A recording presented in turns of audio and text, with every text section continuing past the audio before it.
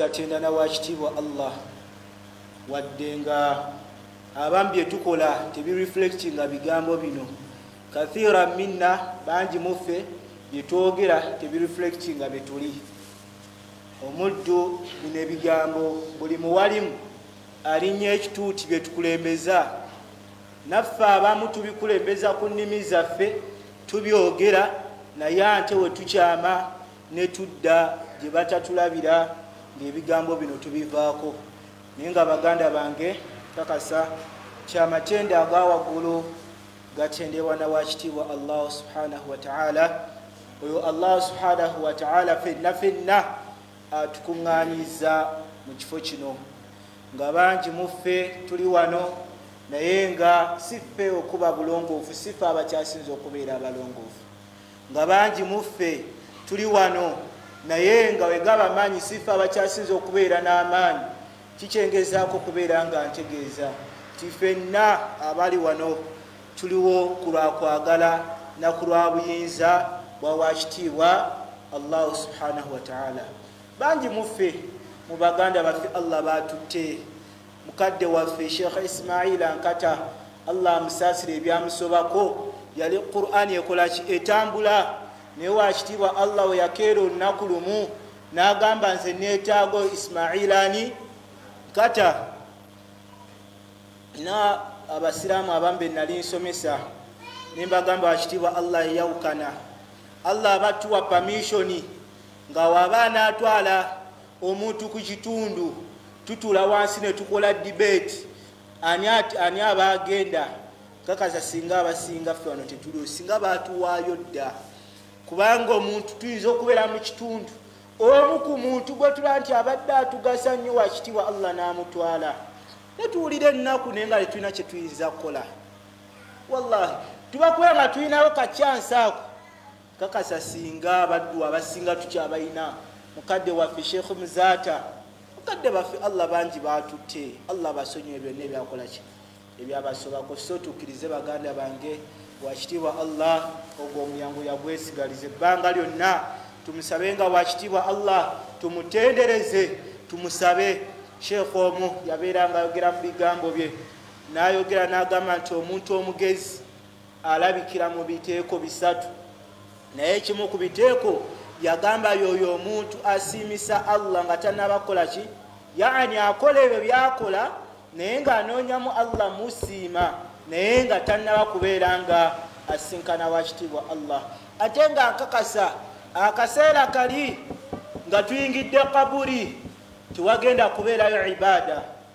Naam, kyasawa musanvu situke Sheikh oyingidde kaburi tomwazinya ajja akusumbuwe ng'akusumbwa ku ddiiru ki. Kitegeeza akaseera ako byonna bye twetaaga tulina kutuula ssaawa zino gwampuliriza ne tubeera nga tubikola.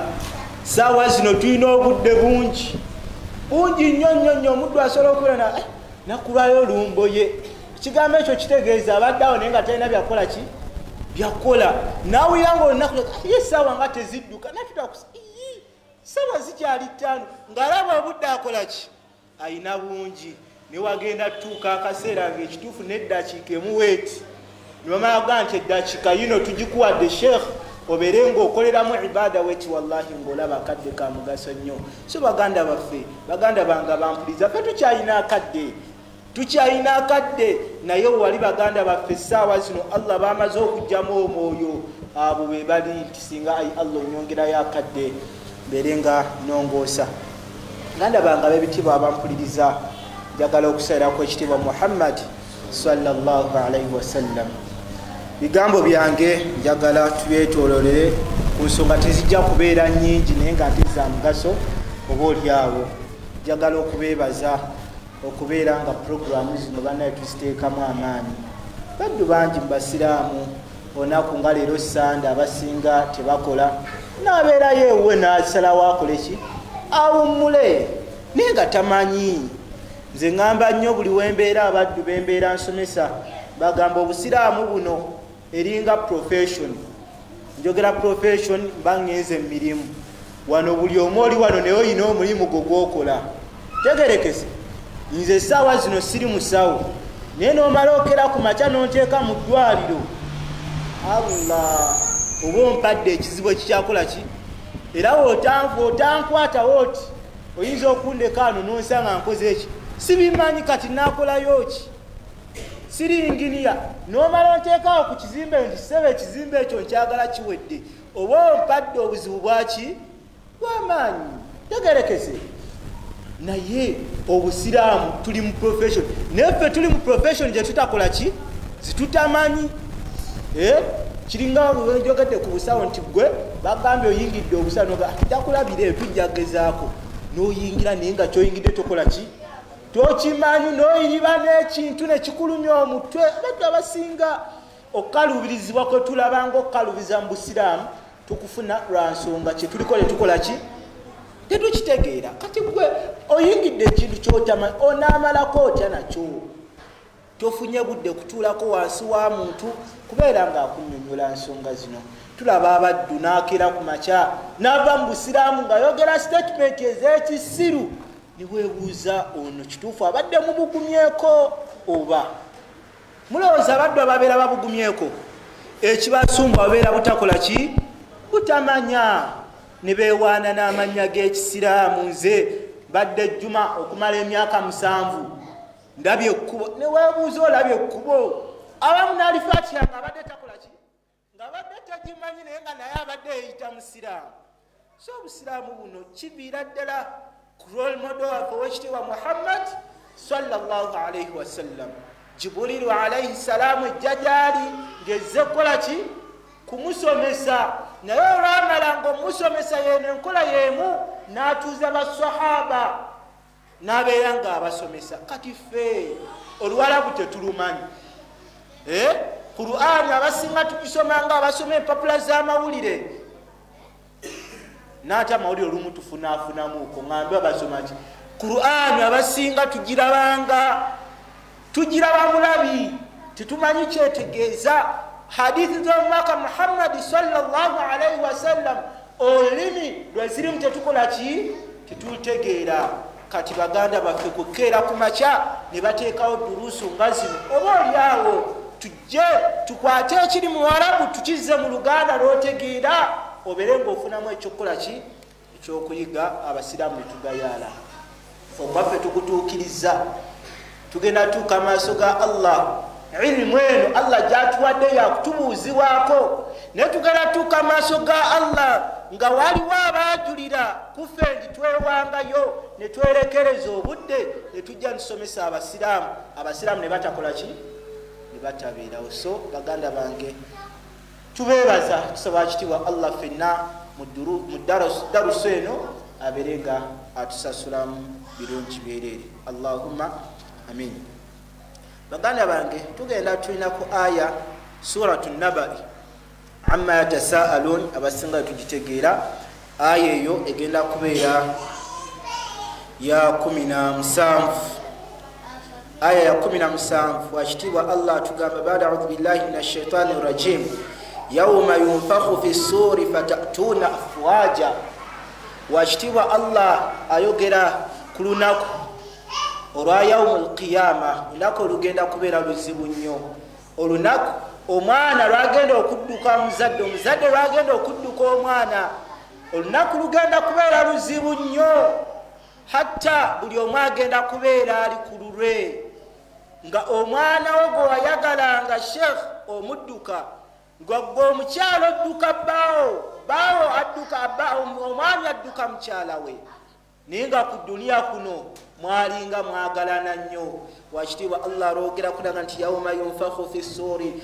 fatatuna afwaja olunaku olwo wakitiibwa Allah lwagenda okubeera nga agenda lagira malayika ebeere ng'efuuwa eŋŋombe fatatuna afwaja abantu tubeere nga tuvaayo oba nga tuzuukira nga tuli mu bibinja ebibinja ebyo omubaka Muhammadin sallallahu alaihi wasallam hadithi evaku Muadh bin Jabal byetugenda okubeera nga tutunulako ebibinja mbaka Muhammad sallallahu alaihi wasallam yabyogerako ebinja biri 10 hadithi tugambe evaku sahaba amanyikiddwa nga Muadh bin Jabal Allah asima kuya tugamba qultu ya rasulallah nabeera nga mbuuza omubaka wa Allah subhanahu wa ta'ala araaita wangegwe nabbi Muhammad sallallahu alaihi wasallam araaita qawlullahi ta'ala eno aya yoweshtiwa Allah subhanahu wa ta'ala jayogerako nagamati yauma olunaku yunfakhu fi suri fatatuna afwaja tunaku Allah yayogerako engombe wegenda okubeera ng'efuuyibwa abantu tubeerenga tuzukizibwa mu bibinja. Sahaba ono abuuza yeebuuza kumbaka Muhammadi sallallahu alaihi wasallam faqala an-nabiy sallallahu alaihi wasallam washtiwa Muhammadi sallallahu alaihi wasallam amudama mugamba ya Ma'ad owange gwe Ma'ad laqad sa'alta an amrin 'azim owange gwe Ma'ad ensonga egy'obuuzizzaako nsonga nkulu nnyo. ثم أرسل عينيه باكيا واشتوى محمد صلى الله عليه وسلم حديثة تقامبا ناتاندكو كويلانغا كل كساما زيغا ماسوغي فقال نابيلانغا تقامبا يحشر 10 الأصناف من أمة أشتاتا تواشتوى الله سبحانه وتعالى أجند كويلانغا زوكيزا abantu mu umma yange baka Muhammad atugamba mu umma yange yeyogerako ashtatan ti abantu bano Allah agenda kubeera nga abazuukiza neyinga balina ebyenjawulo kubasigadde.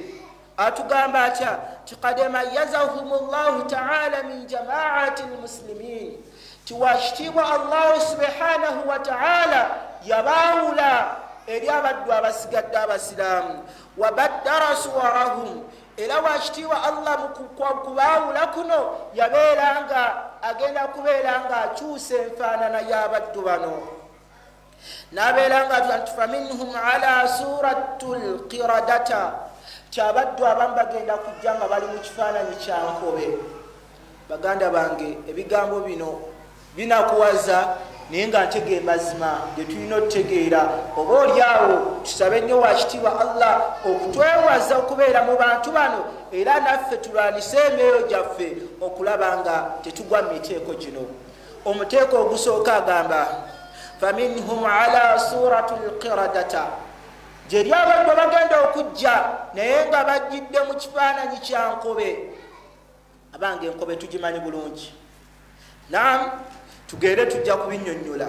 Wa ba'dhuhum ala suratul khanazir abaddu abamu bagenda kujjira mu bifaananyi bya khinziri. Khinziri tugimanyi piwanugi, naam khinziri abaddu abamu Allah agenda kubazuukiza nga bali mu kifaananyi kya khinziri. Eyina amannya mangi, kasolo kaggwanga, ipusaamu, magulu mampi, munabagocha n'amalala maki mangi. Washtiwa Muhammad sallallahu alaihi wasallam atugamba tuwa ba'dhuhum munakkasuna arjuluhum a'lahum ate abaddu abamu washtiwa Allah agenda kubazuukiza nga bali upside down. Hadithi eno jijje mu tafsiri wa Imam Qurtubi Jami' al-Ahkam, kitabu kitibwa Jami' al-Ahkam, aya ya 18 ya 17 suratul Naba. Naam, Sheikh atugamba umaka Muhammad sallallahu alaihi wasallam atugamba wa ba'dhuhum munakkasuna arjuluhum a'lahum abaddu abamu bagenda kujjanga bali upside down. Upside down kyentegeeza nga feesi zaabwe ze ziri ku ttaka ng'ebigere byabwe biri waggulu, naye tebagenda kubeera nga bakoma ku ekyo.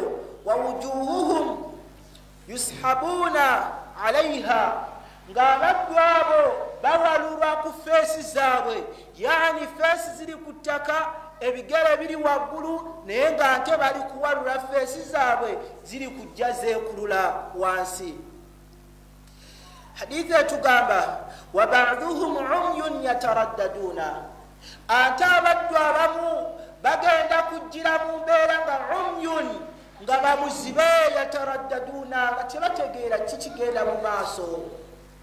Umyun nga bamuzibe ninga ate ku nsi kuno baali balaba bakyengerayo hadithi etugamba wa ba'duhum summun bukmun la yaqiluna ate abamu bagenda kujja nga baddeefu nga tebawulira bakiggala nga ate bakasiru nga teboogera la yaqiluna ate nga tebategeera. Subhanallah, Allah agenda kubawa ebitendo bisatu naye nga byonna bizibu mu kaseera ako nga tebawulira nga teboogera nga ate tebategeera. Mbaka atugamba sallallahu alayhi wasallam wa ba'duhum yamdhughuna alsinatuhum abamu bagenda kujjanga ennimi zaabwe zino Allah agenda kuzibafuulira mpanvu nga bazigaayagaye yani nga balumaaluma ennimi zaabwe. fahiya mudallatun ala sudurihim ng'ennimi zaabwe Allah zibafuulidde empanvu nga zikoma eno mu bifuba byabwe naye nga bazigaayagaaya. Naam, omubaka Muhammad sallallahu alaihi wasallam atugamba tiyasiru alqayhu min afwahihim lu'aban ng'abaddu bano bavaamu amasira. Saba Allah atutaase kubeera mu binja bino, Allahumma amin. Ng'abaddu bano bavaamu amasira mu bumwabwa mu kamwa kaabwe. Yataqaddaruhum ahlul jam'u, hadithi etugamba nti abaddu bano bagenda kutamwa. Abantu bonna abagenda okubeera kumpi nabo bagenda basosola, yani bagenda beetamwa. Omuddu akuli kumpi yeegayagaya avaamu amasira gawunya bubi, ng'era oyo musemberera abantu bagenda kubeera nga babeetamwa. Wa ba'duhum muqatta'atun aydihim wa arjuluhum, owekitiibwa Muhammadi sallallahu alayhi wasallam atutegeeza abamu bagenda kujja nga batemeddwako ebigere byabwe n'emikono, yani nga bazze mu mbeera yakikubeera nti balina biwuduwudu byokka. Wa ba'duhum musallabuna ala judu'in min annar, abamu Allah agenda kubazuukiza nga basibiddwa ku nkondo z'omuliro, yani nga babambiddwa kubamba. Tegerekese nga basibiddwa we bati kigere kino kiri eno nekino bakisibiddwa n'omukono n'omukono. Tegerekese wa ba'duhum ashaddu natnan min jif, ate abaddu abamu bagenda kujja naye nga bavaamu ekivundu nga bawunya nnyo. Wa ba'duhum mulbisuna jalabiba sabiqatan min qitran lasiqatan bijuludihim, ate abaddu abasembayo mbaka Muhammad sallallahu alaihi wasallam yayogerako bagenda kujja nga bambaziddwa agagoye nga ganene. Hadith ga jalabiba kitegeeza ekintu nga kirika zibagamba abakyala okwambala.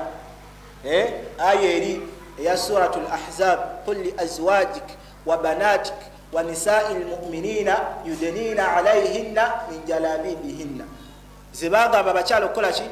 Okwambala. Ab'ennaku zino bambala fitting. So njagadde kulaga kigambo ekyo kitegeeza ekintu nga kikola ki? Nga kibikka. Tibagenda kujja nga baliko ebigoye ebibabisse, yani nga babikkiddwako ebigoye naye ng'ebigoye bino byokya nnyo nga biva mu jahannamu, naye ng'ekigoye kino wogezaako okubeera nga akyejjako kivaako n'ennyama ku mubiri gw'omuntu oyo. Omubaka Muhammadi sallallahu alaihi wasallam atandika okunnyonnyola ensonga zino kubanga basahaba bye yali agamba ensonga zino baali tebannafunamu kyakuyiga nga ffenna abasinga tutegedde ensonga zino, naye omuddu atudde waatudde yeebuuza nsonga ki? Kulwaki wakitiibwa Allah agenda tuuka ku mbeera okubeera nti abaddu abamu agenda kubeera nga abaleetera mu mbeera eno. Wekitiibwa Muhammadi sallallahu alaihi wasallam atugamba fa amma alladhina ala suratul qiradata falqattatu min annas, yani annamam. Omuteeko ogusooka atugamba nti abaddu abagenda okugira mu kifaananyi kyenkobe falqattatu min annas, beba abantu abatambuzanga olugambo, yani abantu b'olugambo.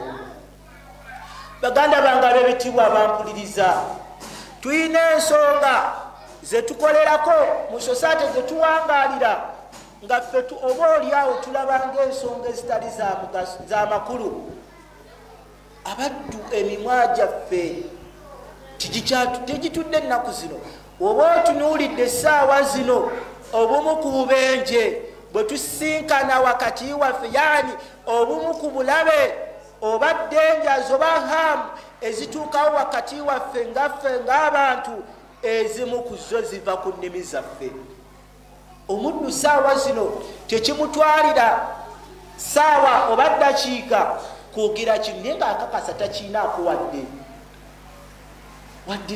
n'obujulizi wallahi oba otunulidde ku mirimu gye tuwangalira ebimu ku bisinza okuleeta obuzibu ŋŋambo omuddu asobola okufuna ssente tusobola okubeera nga mu daruson gye tutuddemu imaamu n'ayanjula ensonga n'agamba baddu ba allah tulina ensonga tetulina mazzi ku masjidi twekwatekwate tulaye nga tuwezaayo emitwalo 2 siraamu n'alaba nga okuwaayo 1000 lwe sente nyingi n'alugaanira naye omuddu okukwata 1000 oluteeka ku airtime okukubira omuddu omulala okumuwa olugambo wallahi layisi nnyo era walukwata n'aluteeka ku ssimu n'amukubira gwakubira n'amugamba mbadde nkyalimuuko bize n'agumiikiriza ssebo nga ye alina missoni ye yakutuusaayo ki lugambo n'agumiikiriza nti omusiraamu mukubiddeko akyali bize nti eseka nziramukubirako kudda mpaamu eddakiika 2 n'addamu n'amukubirako mbadde nkyali bize mpaamu eddakiika 10 omusiraamu era n'agumiikiriza naye ng'ensonga eyo yonna akola ki atwala lugambo oba otunde umma yaffe eno gye tuwangalira kusaba allah tusaasire ebimu ku bisinza otwawula ekituufu ebigambo ebimu si bituufu nze nsobola okubeera ano nga ntudde nga njogera n'omuddu oba omuddu ono omusiraamu najja buzi n'atuwa salaamu najja wali eri n'akugamba olaba abaddu abali ku ggwe wallahi yemu ku aya wakitiibwa allah gye yassa naye ng'emu ku sababu nuzuulu yayo suratul hujurat sababu nuzulu yeno emu ku sababu nuzulu byali bigambo byatuukawo ku mulembe gw'omubaka muhammad sallallahu alayhi wasallam aya allah wakitiibwa allah kwekusa aya egamba baada audhu billahi min ashaitani rajim ya ayuha alladhina amanu in jaakum fasiqun binaba'in fatabayyanu allah ng'atutegeeza mu tteeka lino nti omuntu yenna asitakujjiranga n'amawulire allah akozesa ekigambo fasiqun omuntu fasiqun ffe tuyinza okitegeera ng'omuntu omwononefu naye yaani omuntu yenna naye ng'omubuusabuusa gyeri omuntu akugira n'ekigambo ng'ekituufu tomulabangako mbeera ya bukendeevu nogamba nti fulani waba ngambye ekigambo kino nkikiririzaamu naye wakitiibwa allah tugaa nti in jaakum fasiqun binaba'in fatabayyanu an tusibu qawman bijahalatin fatusbihu ala ma faaltum nadimin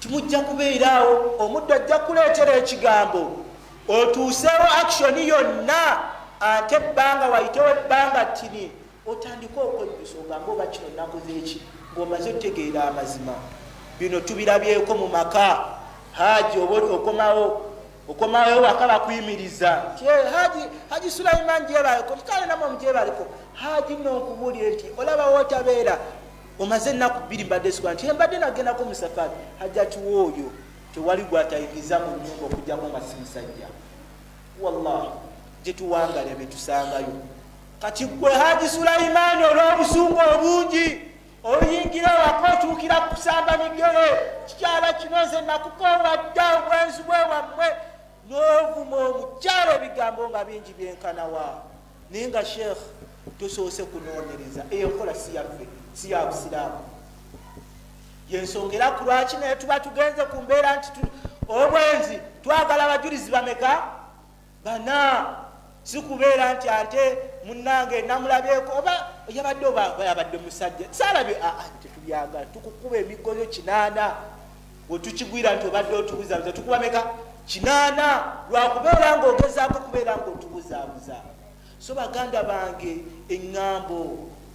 eŋŋambo nyingi ate okituuka kuba maama ffe banyina ate tukisussa abakyala abo ku bintu by'eŋŋambo bazibu nnyo. Tusobola okubeera mu society nga tukwatagana bulungi nga tewali buzibu, naye ekimu ku kisooka twawula emu ku sababu zibeera ŋŋambo, bigambo bitakwatagana. Ate ekituuka eri omusajja banneewuunya, omusajja ofune obudde bw'olugambo, famire ekubanja kyakulya, ofune obudde bw'olugambo obujjawa. So baganda bange ab'ebitibwa bampuliriza, bannanga olugambo lubi nnyo. Hadithi tugimanyi, mbaka Muhammad sallallahu alaihi wasallam bwe yali ng'atambula n'atuuka ku kaburi biri, nagamba nti innahuma, bano abali mu kaburi zino babonerezebwa. Naye ekibabonerezebwa nabeera ng'abannyonnyola abasahaba be yali nabo, n'abagamba nti omu ku bo kaana yali muntu atambuza olugambo. Wallahi dhambi ddene, ekisooka kulimu okutemerera. Wallahi abantu abasinga abakozesa abo abantu aboogera olugambo ennyo abasinga ebigambo byabwe si bituufu, abamu bibeera kutemerera. Ekyokubiri kulimu okugeya. Ekyokusatu kuliko okuwaayiriza. Ate nga bino byonna tuli bakubisasulira mu maaso g'owekitiibwa Allah. Owokubiri gwayogerako mu kaburi zino naye tumulabe n'agamba nti omulala yali afuuyisa, naye nga mu kufuuyisaako teyeegendereza musulo gwe ne gubeera nga gutonnya mu ngoyo ze. Akuno nako kapooyi nti abaddu abasinga titwegendereza misulo. Wudu tuzireka eri mmanju, tugenda okutuuka eno okujja okusaala nga wudu zamaze dde okufa, ne tujja kadi qamat solatu ne tuyimirira mu nyiri tuzze kukola ki? Kusaala, naye nga wudu tumaze okugyonoonera eri emmanju. Baganda bange twesonyiwe eŋŋambo. Abantu abamu be twesembereza si balungi gye tuli. Omuddu asobola okutulira famire yo gwe seeka ali wano oba hajja kyampuliriza ng'alaba muwangaala bulungi gwe ne bbaabo. Nagamba Haji Zubairi ne mukyala we bakwatagana, abasinga babufumbo bwalema. Bw'okulaba musanyu naga kati nkoze ntya? Haji oyo mumanyi atera okuvugavugako, atera okutwala ku bantu. Haji lw'otutte ku mukyalo omusanza, Haji ntuma omukono, Haji nsuula akawo, kale Haji tutula tugende. Wallahi omuddu n'atandikira awo, n'aluka ekiboozi kye paka awo mufuna obutakkaanya, ate ye n'asanyuka. Wallahi be bantu betuwangala nabo. Omuntu ayogera ekigambo ne weebuuza agenda kifunamu ki? Wallahi. So baka Muhammad sallallahu alaihi wasallam atutegeeza kyabaddu abawangalira mu mbeera y'okutambuza olugambo bagenda kujja ku yaumul qiyama nga Allah abatadde mu kifaananyi kya nkobe. Kigenda kubeera kifaananyi kya buswavu na kukkakkanyizibwa eri oyo yenna Allah gw'anaagerera okubeera nga ajjira mu mbeera eyo. Baganda bange ebigambo tubyesonyiwe tufe ku bitukwatako. Hadithi emu baka Muhammad sallallahu alaihi wasallam atugamba atya nti min husni lislam almaru tarkuhu ma la yanihi. Emu ku mpisa ennungi oba emu ku neeyisa ennungi obusiraamu gye bukubiriza, oba omusiraamu emu ku mbeera ennungi zayinza okubeera ng'awangaaliramu y'omudde okuwangaala ng'ekitamukwatako takiyingirira. Ojjeko haramu, ojja sanga muddu ng'ali mu haramu batugamba eyo tebinkwatako. Ate eyo tuba tutabuse bannange. So baganda bange omuteeko gusooka. Omuteeko ogwokubiri baka Muhammadin sallallahu alaihi wasallam atugamba ti wa amma alladhina ala surati alkhanazir fa ahlu suht walharam walmaks. Ate abookubiri bwe twagamba bagenda okujja nga bali mu kifaananyi kya khinziri, embizzi, abagenda okugira mu kifaananyi ekyo batugamba omubaka Muhammad atugamba nti be bantu abawangayira naye nga bo basinze kuwangayira ku haramu. Wallahi teri omuddu nga ye in brief ye haramu ye nga ye buli kimu kyalina haramu. Omuddu ali azaamaanya ettaka kwagenda ozimba ennyumba ye n'ali lyazaamaanya wali famire bafa mu muzeeyi wafudde abalekedde ettaka omuddu n'alyazaamaanya n'ateekako amakage omuddu n'agenda ku mulimu n'alyazaamaanya ekifo kyalimu abamu ebifo byetulimu si bye ebyaffe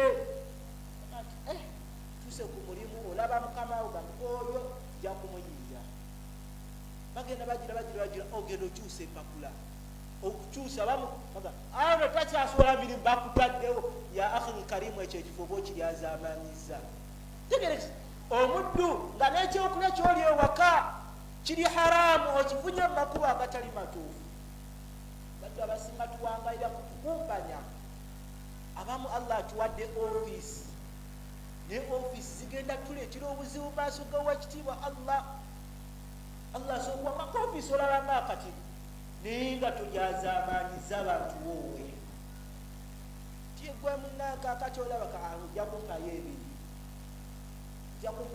oyetaga kola kugobera ku bintu byo kayo ebiri yaki totujja kumusinga oli enajja abamu tulya namusaidi sibbiri banasaba allah tusaasire oli najja n'omulyako etaano omulala najjalaga nti mpa 10 kino yadde yampadde etaano zizino negompa 10 gwe gwensooka wallahi yembeera zituwangayako yetulya haramu nengoye abisooka njogedde ku kintu nga woosula ekifo akifuna kya haramu engoye za haramu omukyala gwoyina ewaka nga newa haramu tomuwoowanga n'abaana bagenda kugwa mu katigole eyo risiki gyobaliisa ya haramu oyinza okuba olina kabodaboda kapikiko ng'amakubo seneze wakafunamu ka haramu bananga gwenagwe ini briefoli gwe haramu sikyenjogedde naye munansonyiwa naye nga embeera zowangaliramu muwangalako haramu baganda bange tusabe nnyo allah tusaasire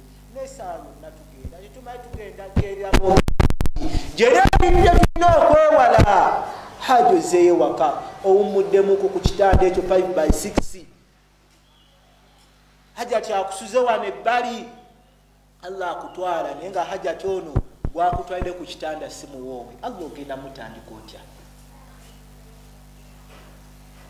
olyazaamaanyiza omuddu ogenze sente ze olina kyozikozeemu oba okyali ku kintu ekyo allah akututte abasinga n'ebintu allah byatujjuliramu abasinga tugenda kuki ku haramu banange twegendereze twetereze bino banange bintu byetwagala allah ajja bituwa taimindi yaffe tennatuuka nso okuba oyagala omutwalo naye ngaokakasa olina bwoyinza okuyiiya n'ogumugjako si gugo guleke linda allah ajja kuwa ogugo mu makubo aga halaali omukyalo omwagadde kulwaki togenda n'omukima mu kkubo erya halaali notakola haramu byonna byetuwangalira omulimu otuse ku mulimu owulire oyagadde okuzibwa kola nnyo nga bwosaba kitiibwa allah allah agamba nti qul illahumma malika almulk tu'ti almulka man tasha wa tanzi'u almulka mimman tasha wa tu'izzu man tasha wa tudhillu man tasha biyadika alkhayr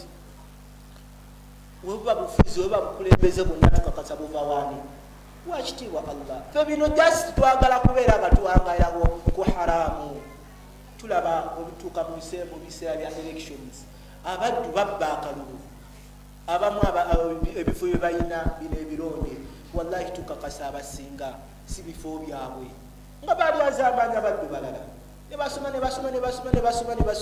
naawe mwenyini atudde nogamba kituufu tumaze okitwala bagenda okulangirira niwebuuza gyesitaazo negyetuwangaliramu naye ate ffe nga ffe abasiraamu abakakasa ti byonna tuli bakubisasulira ensonga ezo tezitumalangamu ffe ebbanga lyonna tulwanirire ebyaffe mumakuba amatuufu twembeera ngenze ku mulimu kankole kyennina okukola wakitiibwa allah waaba yangaira kufuna risiki ya mutwalo gwe gwange simanako allah waba yakugerera 10 lwero lulo simanabo wakitiibwa allah jalukutera baraka yensonga kulwaki abamu tulina bingi naye tetubifunyeemu omuddu asobola okubeera nga alina obukadde n'obukadde naye nga tabufunyeemu wadde n'emirembe abaddu babonaabona wallahi nga balina amamotoka balina amayumba ga manshoni naye nga tebalina mirembe wallahi abaddu abasinga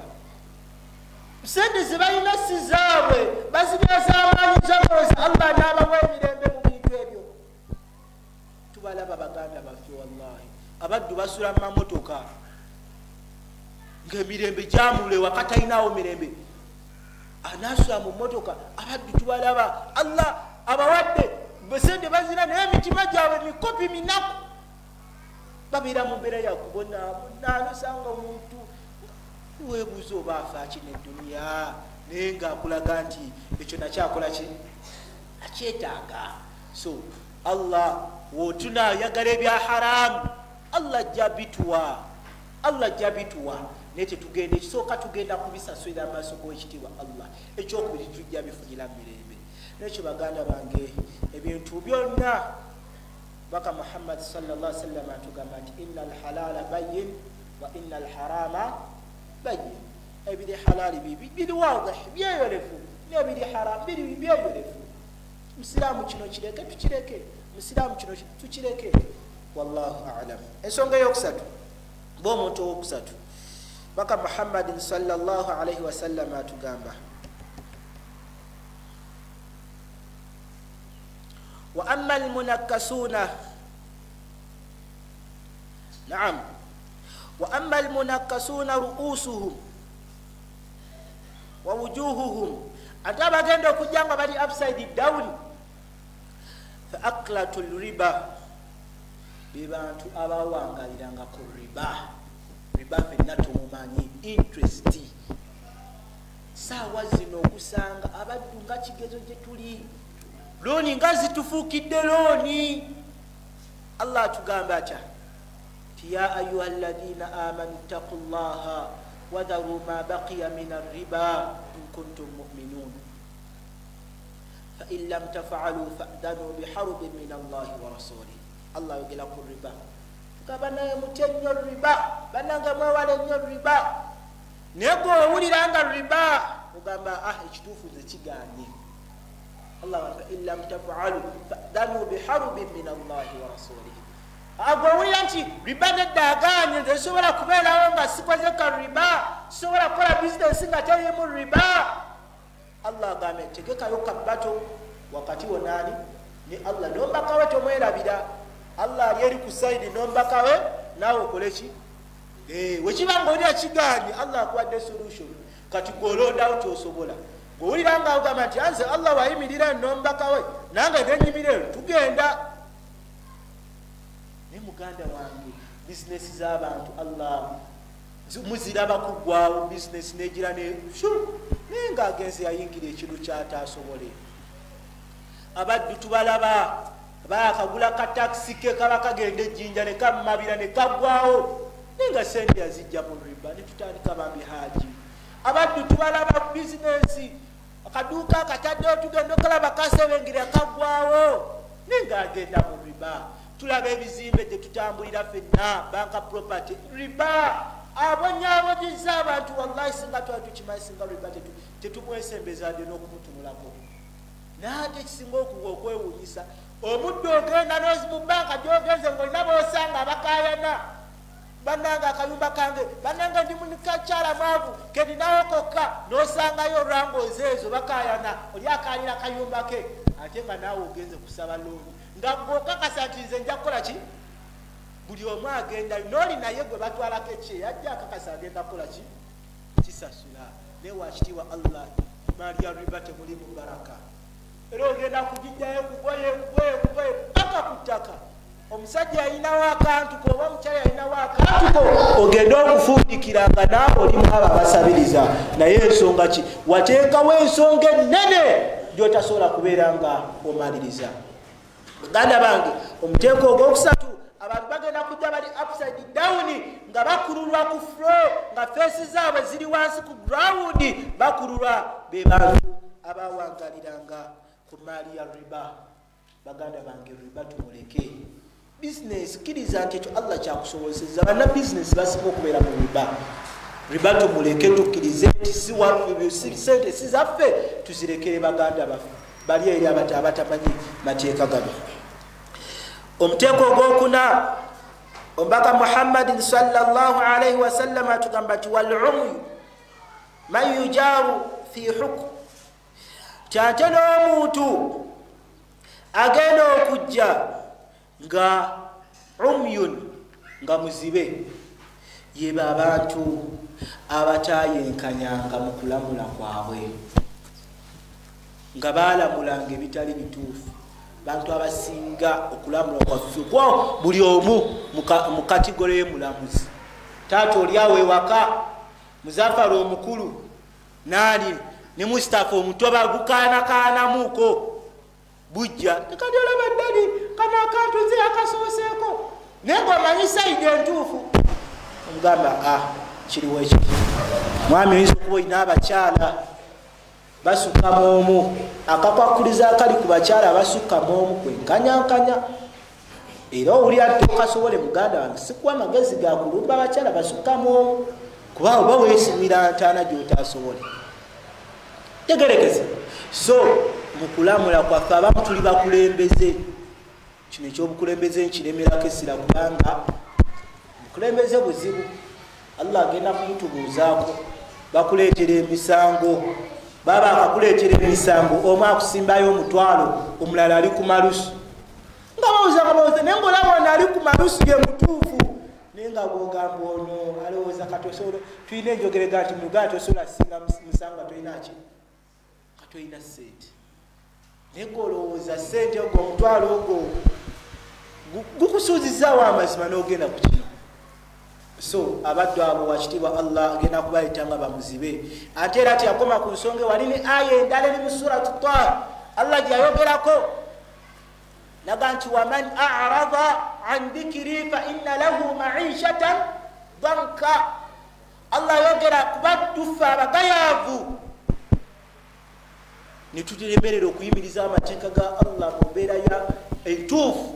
Allah n'ayogera nga nti ngenda bateeka ku kazito ku duniya kuno ngenda baba akazito okawulira ogambe nti gye bannanze kulwaki nze nga Allah akushepinga Allah ina kyakwagala. Ati Allah agamba nti wanahshuruhu yauma alqiyamati a'ma. Allah naawe yakusuubiza ng'omuddu wenna agayala ku swalayo. Omuddu yenna ensonga ejja nga nsonga Allah yajogera ku kisibo tekigenda kutuuka ogenda kuwulira alusa. Allah alusa zigenda kutuka mmanyize nina alusa rizifuka alusa kituufu Allah yatuwa rukhsa Allah agituwa kwaba abalwadde naye muganda wange kulwaki weesabira ekirwadde kyotayina. Tegerekeze. So n'omuntu agayaala amateeka ga Allah, omuntu omunafu, omuntu atayimiriza amateeka ga Allah, Allah musuubiza obudde ndaba bumbala tubiyise mangu.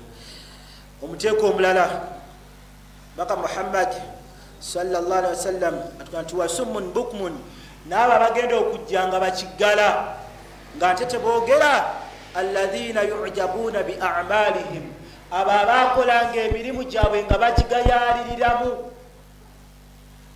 Abaddu abasinga tugayaalirira emirimu gyaffe egisinga. Omuddu najja eri eswala wudhu afuna waatyo najja mbu azze kusaala naye nga wudhu yafiidde nkyogeddeko n'agenda emanju kubeera nga atandika wudhu ye omusulo n'atafaayo. Abaami tugenda n'empale zaffe empanvu emanju eyo, abamu tetukozesa n'amazzi kyesinga onakuwaza, abamu ne tufuuyisa nga tuyimiridde ng'omusulo ogutonya ku gurawundi gudda ku ngoye zaffe. Abamu ne tugenda gundi wekuti omusulo teguweddeyo n'osiba empale n'ovaayo n'ojja n'osaala. Omusiraamu oyo nno omusaaze ffe tulaba swalayo naye sifa abazibala. Wakitiibwa Allah yakola ki? Omukyala n'okufuna akagoye ne kakumiima weekati nebadda butunakuwaza nnyo, butunakuwaza wallahi. N'ofuna akagoye kakumiimye weekati wenna otambula weeti weesuuna wooti wogira otambula musaidisi wooti n'ogaa nti ozze kusaala. Lwaki tuteekawo embeera ibaada zino ze tujja okola ibaada bannanga ibaada nkulu nnyo mu bulamu bwaffe? Lwaki tuziteekamu omuzannyo? Lwaki tuziteekamu omuzannyo? Abaddu katugenda mu kusiiba, abaddu abamu saawa zino wamaze dde okukola puroguramu anti omukyala ali wakasi muwoobe, mwamaze dde okuteesa nti kakati omanyi maama gyali ati mugookusatu awo mugokuna kyema tujja kubeera mu kisiibu naye njagala ogendeko ewammwe majala kati olaba nti kati kuva muzeewe yafa mukyaleyo si birungi mama jala tugenda kukola tutya kulwaki oyagala kwonoona kisiibu kyange kati mama amajali ekisenge kino kinene tufune ekitanda ekyokubiri jasulanga walize nkole ki ya akhi lkarim bana gyozanyiramu omanyi obukulu bwayo naam so abantu abasinga ibada zaffe zetukola wallahi tulibagayaavu swala tuzisayira ku budde bwe twagala eswala zaffe tuzisayira ku budde twagala abasajja jama twazivaako gwe ng'osobola okuweza wiiki naye nga swala oli musajja naye nga swala gyolina eyajjama eri egyo salatu ljuma nga yokka gyolinamu ngaeyajjama mungu ogenda kumugamba ki ya akhi lkarim naye nga masiji gyogiitakaawo allahu akbar neweyongera kangende wakajja kusaala wallahi embeera gyetugenda okubeera n'ebibadde endala nyingi jasinjagala kuyisamu obudde ndaba bumbala njagala kubeera brief tega wakitibwa muhammadi sallallahu alaihi wasallam ategeezezza ti omwana adamu ali mu mbeera agenda kujja nga allah amugjeeko talaba tawulira ate nga tayogera obaka muhammadin sallallahu alaihi wasallam atugamba atya nti walladhina yamdhughuna alsinatuhum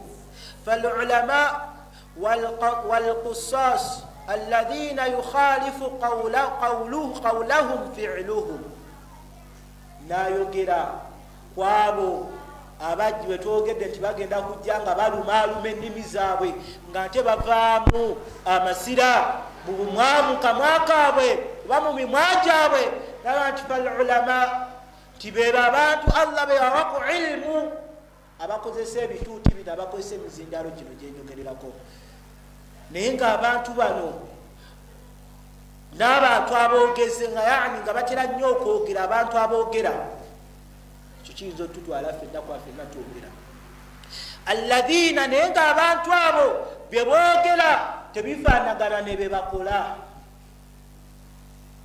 ng'abaddu abo bye boogera tebifaanagana ne be bakola tukiraba mu mbeera ze tuwangaaliramu abaddu tutandikira kuffe bennyini basheekha abakwata ku mizindaalo gino kamera zino zituleetedde obuzibu mu uganda gye tuwangaaliramu muddu n'asomesa waneno ng'olaba omuddu mulungi genda okulaba bamala bamugamba nti sheekha ensonga eriwo eki newe tugikoze tutya sheekha mugaba sente meka sheekha waliwo emitwalo wekiti lwaki tewongedde nja kikola sheekha tujja kikola mukolampola emabegakaawo sheekha twamuwulira bayimaamu maamu waawa kijjo yali wa kijjo yawowa abantu 7 wekijjo yawowa abantu bameka 7 golowooza ali asobola okujja ku kituuti nga waliwo nagamba musiraamu kikirizibwa wowa abantu 7 yali akisobola kiisaano nga wentudde wano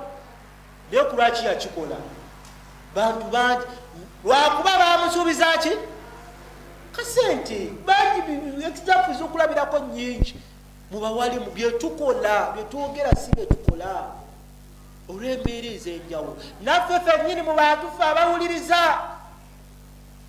bingi byetwogera tupromisinga ne tutatuukiriza twogedde ebigambo bingi ne tutabikolerako omuddu maama asituka siraamu toyiyaffe ebulako obusawo 6 basemike gwe nasituka natoola salaamu maama ensonga eyo ngenda kugikolako siraamu allahu akbar allahu akbar naye abaddu abo bangi abamu batuukiriza era abatuukiriza tusaba allah abeere nga abaddu abakola ku mbeera abasasula allahumma amin naye abamu tebakola ki naye nga bamaze tukakasa nti batuwadde obusawo wa semiti meka 6 omu banyumiza baali bazimba masijidi nga kubulako mabaati babakuŋŋanya obusente bakuŋŋanya n'abagamba sheekhu wansemberera neeraliikiriramu bamanyi nti obudde bumpeddeko kale baba bakuŋŋanya abagamba amabaati gange allah buli musiraamu eyaliwo takbira nezitandika oyikiŋŋana allahu akbar ne basanyuka abaddu bonna abaali mu kifo ekyo n'atandika okusaba Allah omuddu oyo amuddizeewo. Imaamu n'atandika edduwa ne basabira omuddu edduwa nga nnyingi naye baabanja omuddu amabaati, omuddu yaleeta amabaati. Kati ffenna ebigambo bye tukozesa abasinga tetubituukiriza. Abasinga tujja wano ne tukozesa ennimi zaffe ne tubeera balungi eri abantu, ng'omuddu omusanga n'amunyumyamu. Olowooza abaddu abatema bannaabo bujambya si be baddu betuwangala nabo emisana? Abaddu ababba ekiro si be baddu betuwangala nabo? Naye akeera bano najja n'ayogera ebigambo bye naye nga kyabyayogera siwaali. Ekyo baganda bange, ogwo muteeko yabeera nga atugamba nti bagenda kujjanga ennimi zaabwe, ennimi zino ze bakozesanga okwogera ebigambo bino ne babyawukanako, bagenda kubeera nga bazirumaaluma ng'ate bavaamu amasira mu mimwa gyabwe. Tusaba ekitiibwa Allah atutaase okubeera nga tubeera ku gimu ku miteeko gye twakalabako. Allahumma amin. Naam, maliriza. Njagala bano abasigadde tubeere nga tubayitamu mu mbeera ya kubeera nga tufunzafunza. Atugamba wekitiibwa Muhammadin sallallahu alaihi wasallam, والمقطعة أيديهم وأرجلهم فالذين يؤذون الجيران. Ate abagenda okujjanga tebalina bigere nga basaliddwako ebigere n'emikono gyabwe beba abantu ababeera nga bawangala ne banneimba baabwe ne babaliisa akakanja. Siraamu tolina kikuwalana nneimbawo. Waba asobodde okulya ennyama nga togisobodde, Allah waate waageze. Abantu abasinga ekituwalanya emirirwano kubeera nti girina be gitusingako. Kulwaki abaana be basomera mu masomero agabbeeyi abange tebasomerayo? Owange musango. Nsonga nende ensonga endala nnyingi naye emirirwano gyaffe, imma musiraamu imma si musiraamu, abaddu abo tubeere nga tetubayisa bubi, tubeere nga tuwangaala nabo. Kulwaki Allah akutuusa mu mbeera n'akukwatako omuddu n'asanyuka nti olaba n'omusajja oyo ali ku ttaka nti mbadde ssuula nti omusajja oyo si bwangu, osobola okuyitako kumpi n'olujjale n'akutwala n'amayinja. Abaana bazanya, omwana wa neiba lwazeekewo n'omukuba ne mujjula emmere n'otamuwa n'ensonga endala nnyingi n'ofunawo obudde sijja zigendamo. Naye banneiba baffe emirwano gyaffe tugiyise mu kifaananyi kisinga obeera ekirungi.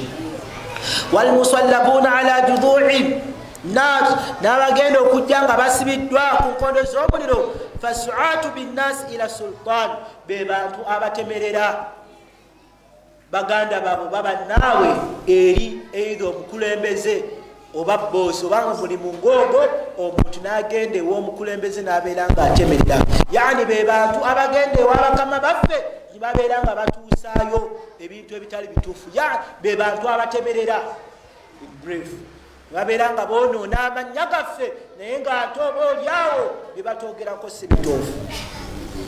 Omuteeko oguddira ogusembayo nti walladhina hum ashaddu natnan min aljiyaf falladhina yatamatta'una bishahawati walladhati.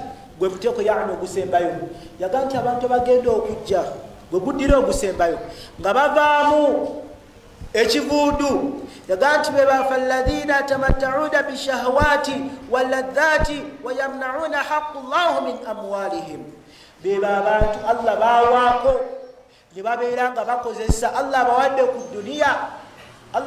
duniya yani arrizq, ne babeera nga banyumirwa ne bakulembeza obwagazi b'emitima gyabwe ku duniya kuno, ne babeera nga mweyo maali Allah gyabawadde tebasobola kutoolamu wadde enusu 10 okubeera nga bawaayo mu kkubo lya Allah. Bangi mu baddu Allah n'abaana ye naga nti zino sente zange zeekolerera nga neebasaba batya nti abusiraamu kiwekiti omuddu ng'abasiraamu bamukono gwamu naye ng'ate Allah bawadde ku duniya naye ng'ate singa onnakuwaza kweyo emmali Allah gyabawadde nga bagikozesa mu makubo ga haramu naye ng'ekkubo lyonna nti lya halaali kubeera nti balongoosa ng'abaddu abeesuirayo gwannagamba bagenda kujja nga Allah bagende nga bavaamu ekivundu.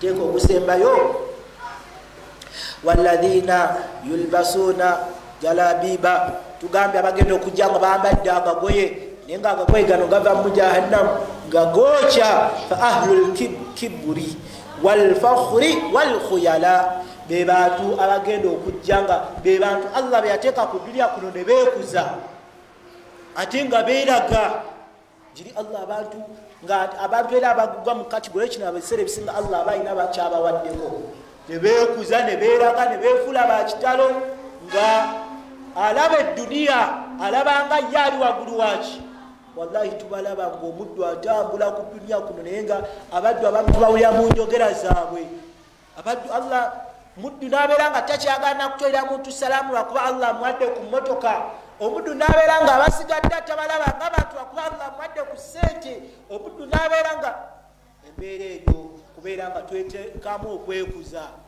ku duniya kuno tugenda kujjaga Allah atutadde mu mbeera eyo ekyo baganda bange emiteeko gibadde kkomi naye ekituufu si birungi kubanga oyinza okubona omuteeko omulala ate n'ogwa mu muteeko omulala nakyo tusaba kitiibwa Allah abeere nga atutaasa okubeera nga tugwa ogumu ku miteeko kugina emiteeko Allahumma amin ate nga mu kusaba kwaffe naffe tumaze obitegeera twewale nnyo okulaba ng'oba oliawo tugwa ku kimu mu miteeko gino sijja kubeera nga asukamu wano saba kitiibwa Allah abeere nga ebigambo bino abituwaamu obulungi emirimu Allahumma amin ate ensobi oba okuseerako olulimi kwange ng'omuntu era asaba kitiibwa Allah abeere nga ansonyiwa kwebyo byonna ebigenze nga si birungi subhanaka Allahumma wa bihamdik ashhadu an la ilaha illa anta nastaghfiruka wa natubu ilaik assalamu alaikum wa rahmatullahi